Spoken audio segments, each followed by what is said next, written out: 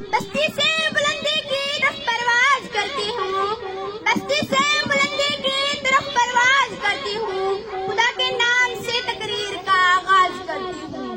محترم جناب پرنسپل صاحب، عزت کے لائق ٹیچرز اور میرے ہم مقصد ساتھیوں، السلام علیکم۔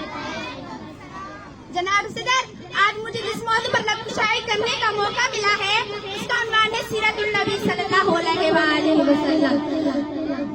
یہ تو وہ موضوع ہے جس کو بیان کیا جائے، اس ہستی کی آمد ہوتی ہے جس کے لیے یہ ساری کائنات بنائی گئی، جس کے لیے یہ عرش و فرش سجائے گئے، جس کے لیے یہ زمین و آسمان بنائے گئی۔ یہ حقیقت ہے کہ ہمارے نبی اس دنیا میں جلوہ کر نہ ہوتے تو کچھ بھی نہ ہوتا، نہ یہ زمین ہوتی، نہ آسمان ہوتا، نہ یہ عرش ہوتا، نہ فرش ہوتا۔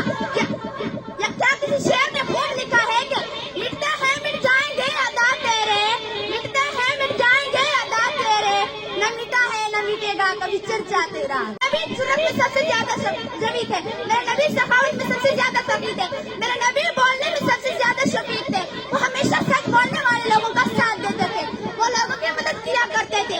اگر جو کوئی ہمارے نبی کو دیکھتا تھا نا معروف ہو جاتا تھا، اگر جو کوئی ہمارے نبی کو دیکھتا تھا نا معروف ہو جاتا تھا۔ اس نے یوسف کو دیکھ کر کٹ گئی تھی انگلیاں، اس نے یوسف کو دیکھ کر کٹ گئی تھی انگلیاں، لاکھوں نے جان دے دی میرے مصطفیٰ کے واسطے۔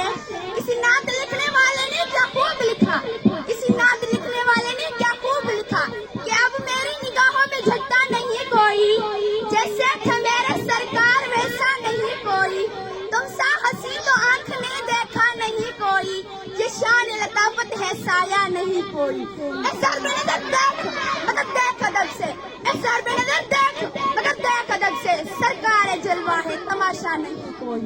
جناب صدر، آخر میں آپ کے آگے کچھ پیش کرنا چاہتی ہوں کہ میرے نبی کے نقش قدم پر چلو، کہ میرے نبی کے نقش قدم پر چلو تو بات بنے نا، صرف نبی کی یاد بنانے سے تو کچھ بھی نہیں ہوتا۔ پھر میں یہ کیوں نہ کہوں کہ نقش قدم نبی کے ہے جنت کے راستے، نقش قدم نبی کے ہے جنت کے راستے، خدا سے ملاتے ہیں سنت کے راستے۔ شکریہ۔